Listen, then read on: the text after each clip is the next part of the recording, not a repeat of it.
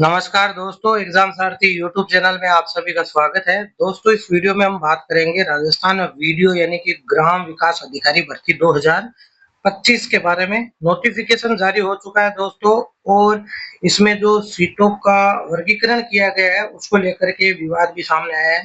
जो ओबीसी है उनकी सीटें घटा करके 18% कर दी गई है, जबकि नियमों के मुताबिक ओबीसी को 21% आरक्षण प्राप्त है, लेकिन उन्हें 18% सीटें अलॉट हुई है। हालांकि ऐसा पटवारी भर्ती के नोटिफिकेशन में भी देखा गया था, जब 17% ओबीसी को सीटें अलॉट हुई थी, जबकि अभी जो संशोधित विज्ञप्ति आई है उसमें वो 21% कर दिया गया है आरक्षण के अनुसार।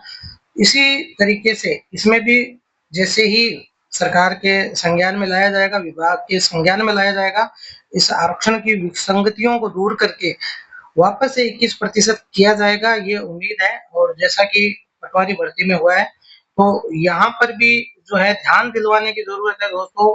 अदरवाइज जो विसंगतियां वो ऐसे ही चलती रहती है, रोस्टर पंजिका है वो अपडेट नहीं की जाती है। जो अधिकारी है वो पहले से जो लगे हुए अधिकारी है वो काफी लापरवाह है और जानबूझ करके इस तरह की विसंगतियां करते रहे हैं कई वर्षों से। तो ये तभी संभव हो पाएगा जब आप अपने अधिकारों के लिए मांग करेंगे और कुछ ना कुछ प्रयास करेंगे। अदरवाइज जो भ्रष्ट अधिकारी पहले से लगे हुए हैं वो कुछ ऐसी तरह की विसंगतियां करते रहेंगे पूरी भर्तियों में, और इसी वजह से जो भर्तियां हैं वो सालों तक अटकी रहती है, और बेरोजगारों को, चाहे वो किसी भी वर्ग के हों, उनको नौकरियां एग्जाम पास करने के बावजूद नहीं मिलती है, क्योंकि इस तरह की जो विसंगतियां ये पैदा कर देते हैं भ्रष्ट अधिकारी, उसके चलते भर्तियां कोर्ट में अटकी रहती है कई कई वर्षों तक।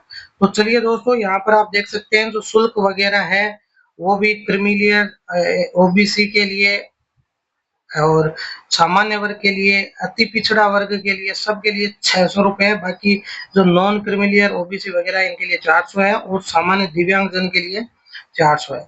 तो ये तो शुल्क है। बाकी आप कब तक इसको जो है अप्लाई कर सकते हैं, वो 18 जुलाई की तारीख है। और दोस्तों 19 जून से रजिस्ट्रेशन शुरू है, और यहाँ पर हर एक जिले की नॉन पीएसपी की आप देख सकते हो कि वर्गवार आरक्षण किस प्रकार से, कितनी सीटें हैं, किस कैटेगरी की कितनी सीटें हैं, महिलाओं की कितनी सीटें हैं, वो भी आप देख सकते हैं। अपने डिस्ट्रिक्ट वाइज भी देख सकते हैं। और ओवरऑल जो सीटें हैं दोस्तों 271 है। इसमें आप देखें ओबीसी की जो सीटें हैं वो 123 है। तो ये ओवरऑल जनरल की 271 है, और टोटल जो सीटें हैं वो 683 है नॉन पीएसपी की। तो इसमें से 123 जो है वो ओबीसी की है, जो कि लगभग 17-18% के आसपास से निकल के आता है। तो यहाँ पर भी ओबीसी की जो सीटें हैं वो कम है। तो ये भी बहुत ही जल्द इस पर भी एक्शन होगा, ध्यान लाया जाएगा कि ये जो विसंगतियां हैं इनको सही किया जाए। जो आरक्षण के नियम है उनके मुताबिक ही होना चाहिए। तो ये आगे संशोधित विज्ञप्ति में हो जाएगा, ऐसी पूरी उम्मीद है। और ये नॉन पीएसपी के बाद पीएसपी के 167 पद है, आप देख सकते हैं यहाँ पर। और दोस्तों ये तो सारी पद हैं, और जो अदर जो क्राइटेरिया है वो भी दिया हुआ है, क्या एलिजिबिलिटी है, कितनी फिजिकल मेडिकल आपकी कंडीशन होनी चाहिए, वो भी दिया हुआ है। इसके अलावा दोस्तों जो अलग अलग वर्ग है उनके लिए क्या क्या नियम है, भूतपूर्व सैनिकों के लिए क्या नियम है, वो सारे इसमें बताए गए हैं। उत्कृष्ट खिलाड़ियों के लिए कौन कौन से सर्टिफिकेट की जरूरत है, दिव्यांगजनों के लिए।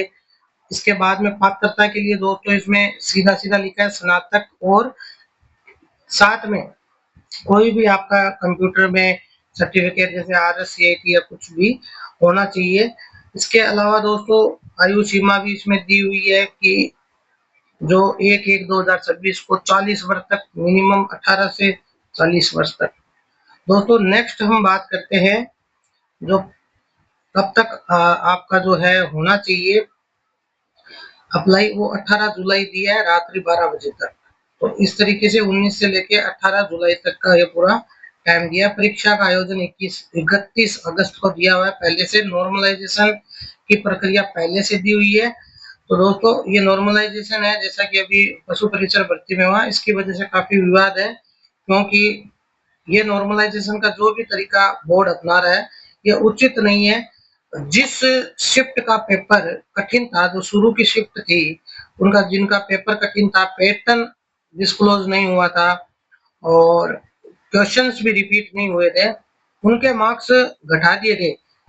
10, 15, 12, 20 मार्क्स तक घटा दिए गए। जबकि जो सिक्स्थ शिफ्ट थी, जिनके पास पूरा पैटर्न भी डिस्क्लोज हो गया था, क्वेश्चंस भी सारे रिपीट हो रहे थे और पेपर इजी भी रहा था, उनके मार्क्स 25-25 मार्क्स बढ़ा दिए गए। तो ये जो नॉर्मलाइजेशन का तरीका है बिल्कुल ही गलत है, जिसको कि सुधारा जाना चाहिए, क्योंकि पूरा ही इसमें गड़बड़ हो रहा है। तो बाकी इसमें सारी प्रक्रियाएं दे रखी है कि आप किस तरीके से अप्लाई कर सकते हैं, कौन कौन सी फोटोज होनी चाहिए, लेटेस्ट फोटोज होनी चाहिए।